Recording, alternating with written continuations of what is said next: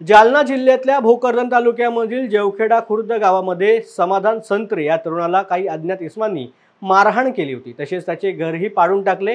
यामागे केंद्रीय रेल्वे राज्यमंत्री रावसाहेब दानवे यांचा हात असल्याचा आरोप मारहाण झालेल्या समाधान यांनी केलेला होता।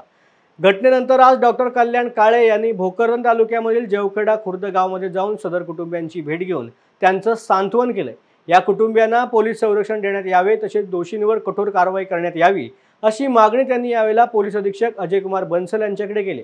तर कुटुंबाला तात्पुरता निवारा उपलब्ध करून देण्याची मागणी त्यांनी जालना जिल्हाधिकारी डॉक्टर श्रीकृष्ण पांचाळ यांच्याकडे केली आहे।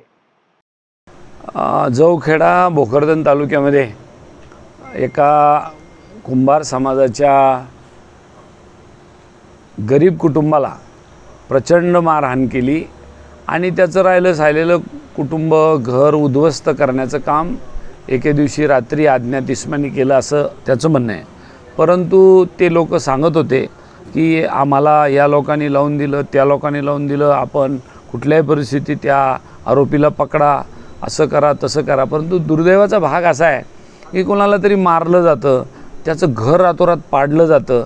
अशा प्रकारचा अत्याचार अन्याय आपल्या महाराष्ट्रात तरी मी पहिल्यांदा पाहतोय आणि तेही जबाबदार लोकप्रतिनिधीच्या गावाला।